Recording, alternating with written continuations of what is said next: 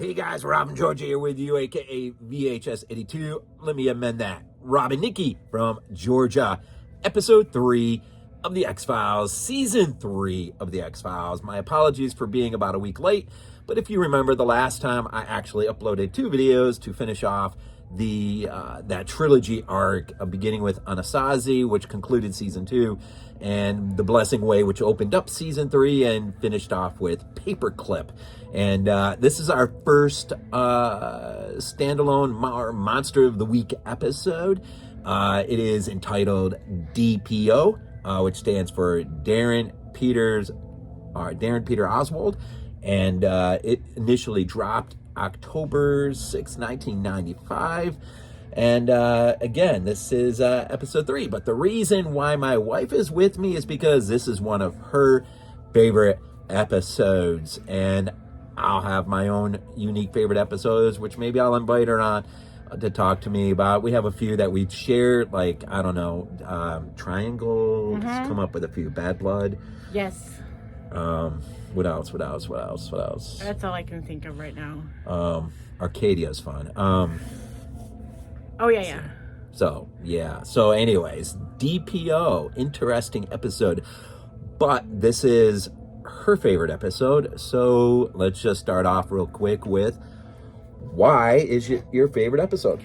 Well, hey everyone, it's me, Nikki. So I think what draws me into this episode really are 2 of the guests that appeared on it, and that's Giovanni Ribisi and Jack Black.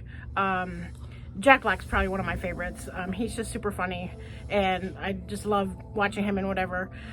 He's played in so many movies. He's played in TV. The 4 that I can think of that I've seen him in, I really like him in, or 5 actually.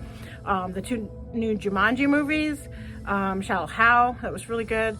School of Rock was really cute and sweet, how he worked with the kids. And then I had actually forgotten about King Kong, but I mean, he was great in that as well. Giovanni Ribisi, I had seen him. I'm trying to think. We probably watched the X-Files first before I'd seen him in any of these movies. But then once I'd seen them, both of them in these movies, going back and seeing X-Files, I'm like, oh yeah, I like these guys and I've seen their movies. And so then it just made me like that episode even more. But, again, with Giovanni Ribisi, tons of movies, tons of TV. The ones that really stick out to me that I've seen that I liked him in was Saving Private Ryan. He was Frank Buffet, which was Phoebe's brother on Friends. And then Sky Captain and The World of Tomorrow. I haven't seen that movie in forever. We haven't seen it in forever, but I think it's time we see it again. And he was on that. So those are the 2 big ones that draw me in, besides that it's just X-Files, which is awesome. So yeah, that's why it's my favorite. I was just thinking those 2 you didn't mention, but I think we did see The Gift together, Giovanni Ribisi. That's the one where the Sam Raimi film, that's the one that has that jacked up scene with Giovanni who comes up to the car and bashes the window in with the tire iron. It's got to be one of the great Giovanni Ribisi moments I think of in any of his stuff that he's done.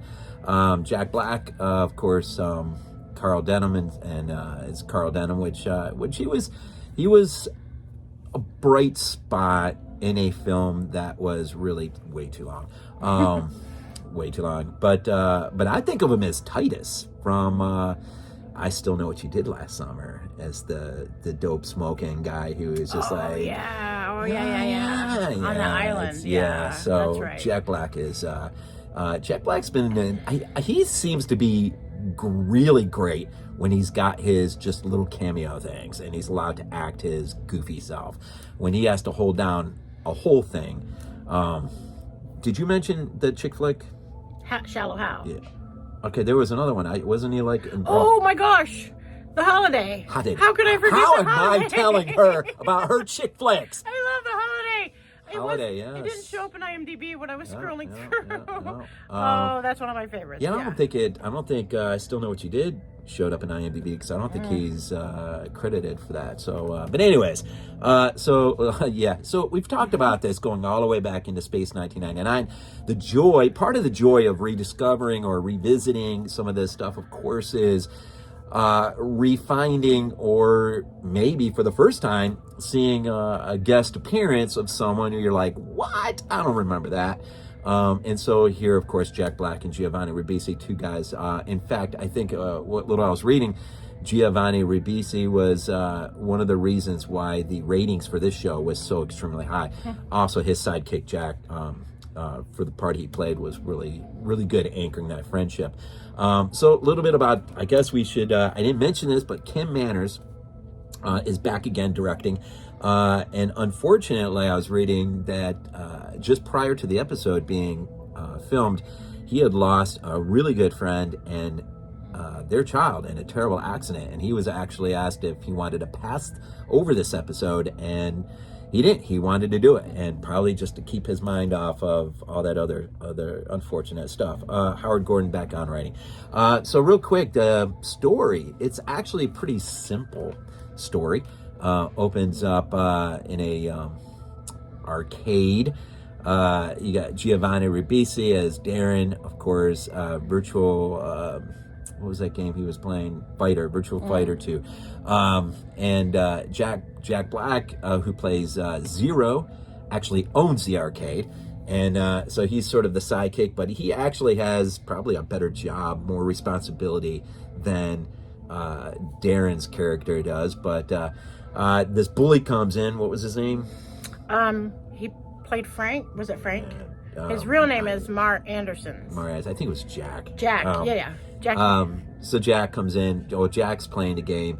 Giovanni must have gone take a leak or something. Or Darin. He comes back, and of course, someone's on his game. It's his game, and ultimately does not end well. We find that Darin has this unique ability. I think it has to do with his blood.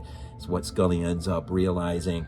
But he can like absorb a lightning strike in a weird way that allows him to use that power in ways that he ought not to be using it.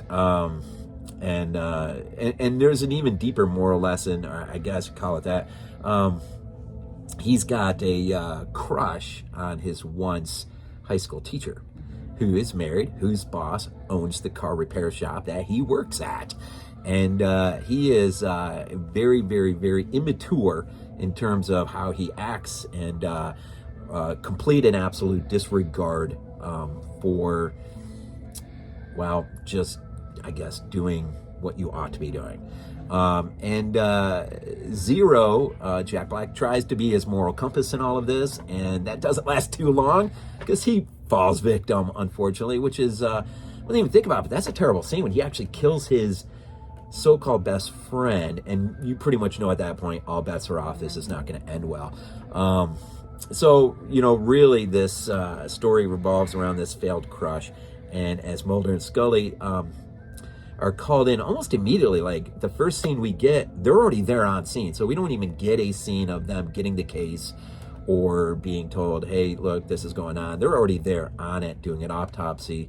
And Scully's already, kind of bewildered exactly what's been happening. So, as they get sucked in, there's also the sheriff, who is pretty antagonistic towards Mulder and Scully. And usually when Mulder and Scully, with many of these episodes, as they come in and start their investigation, the local law enforcement usually doesn't like it. Of course, who likes the FBI when they suddenly come in and start stepping on toes? So really, that's pretty much the crux of the story. You have a few unfortunate deaths. What'd you like about it, besides Jack Black and Giovanni? I think in this, Scully it seemed like maybe she held her own more. I mean, especially in the one scene where she's talking with the sheriff and with Mulder standing there, and her and the sheriff were kind of going at it, and Mulder was just standing there watching, and when the sheriff finally left, she's like, you could have helped, but she really stood her ground and was confident in what she was saying, and just, it was just really cool to see her more, not aggressive, but like in a sense like aggressive, just no, this is the way it is, you know, more confident in how she believed, you know. So that was a really cool thing about it. I love the soundtrack. I think it's one of the better soundtracks because the inclusion of, you got the song at Live the Fast end. Diarrhea by the Vandals. And the Vandals are everywhere in this episode. He's got a shirt on. He's got a poster in his room. Vandals must have got a pretty sweet deal on this one. And then you got another, I think, alternative punk band, I think, Filter, who does Nice Shot, which was pretty good. You hear that mostly through the whole thing. And there was a third one. I forget what it was. But the inclusion of the hard rock alternative punk music was pretty cool.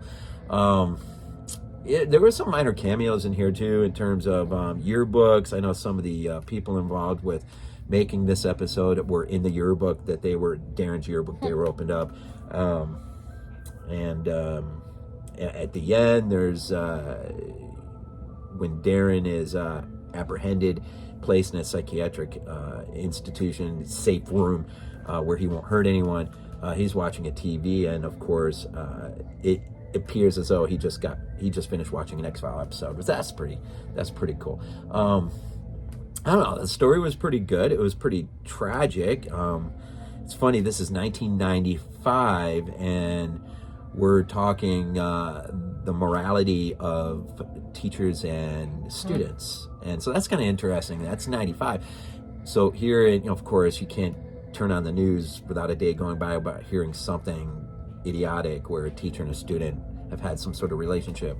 So in 95, it must have just been starting to really, sort of become an issue where you're starting to see it a little bit more. And so the episode sort of, took that on, which was interesting.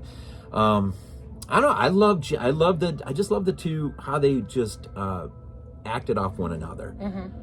And I love the fact that Jack Black, Zero is attemptably trying to be his moral compass. And even, I think you remember, he tries to convince him to just leave town and go to Las Vegas. He tries to tell him, look, you're never gonna get this girl, Kavit, was the last name, Sharon Kavit and her husband.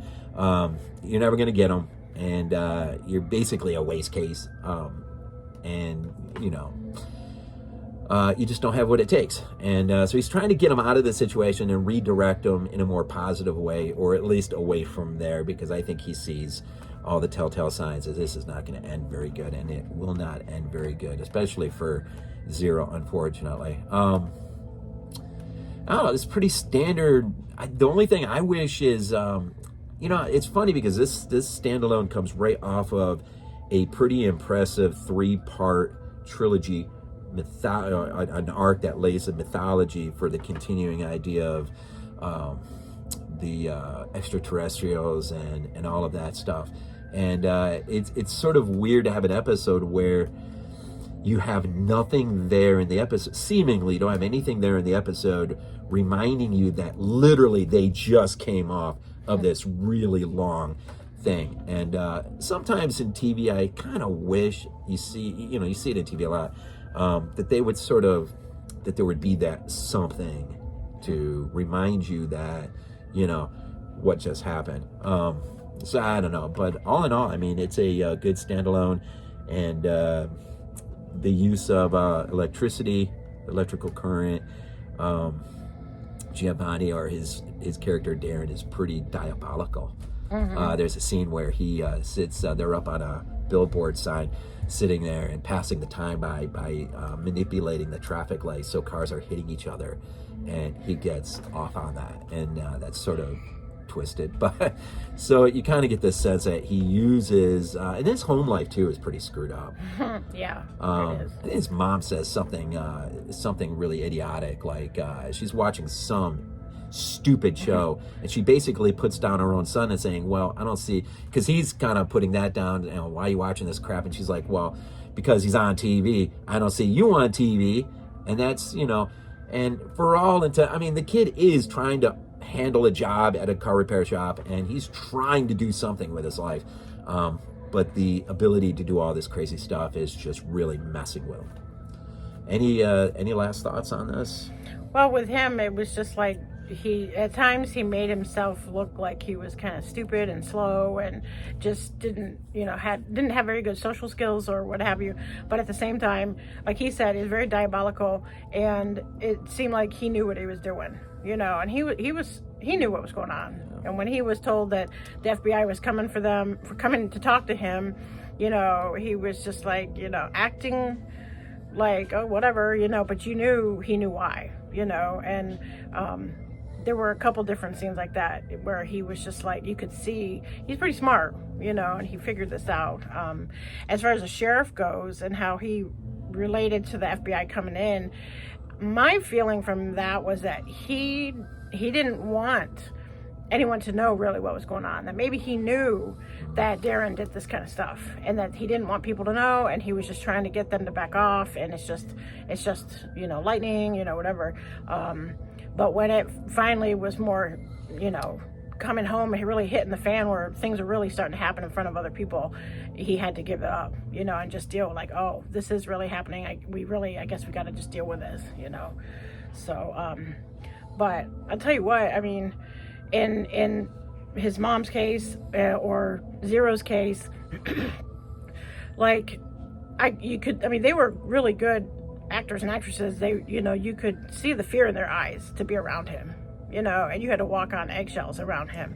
And that, it's just knowing what he can do, and that you have to pretend to think what he just did was funny, even though he just hurt somebody, that's just crazy. I don't know what I would do if I were in that kind of. I would leave town by myself. If you don't want to come with me, then I would just leave if I were his friend. But that's weird. I was literally going to mention that too about the sheriff. There was a few subtle moments that you almost kind of got the idea from him that he knew exactly what was going on, and he just did not want it exposed. But they did it really subtly. Yeah. Which worked great. There wasn't just this automatic confrontation of, whatever. He just wanted them to get out, because I think, and you see that, I think, really clearly at the end when him and Darin face off with one another. It sort of becomes a little bit more evident. But unfortunately, Darin kills him, but takes himself out, at least long enough for them to get him into custody. And so it's another one of those episodes where your main antagonist, the last scene we see him is locked up in some psychiatric ward. Too bad X wasn't there peering in through the window, looking at him. That would have been a nice ending. But so Clive Bruckman's Final Repose, I think, is next up. And the last thing I guess I'll say is what I read was, by a lot of people's accounts, D.P.O. and Clive Bruckman's Final Repose are two of the strongest episodes this season. And so time will tell. We'll see, because we're still early on in season 3. So hopefully keep everything on track and move forward. And so we'll end it here for D.P.O. As always, end these things off with Go Bills. Go Bills. Go Bills. This is not a dream. Not a dream. We might be useful to you.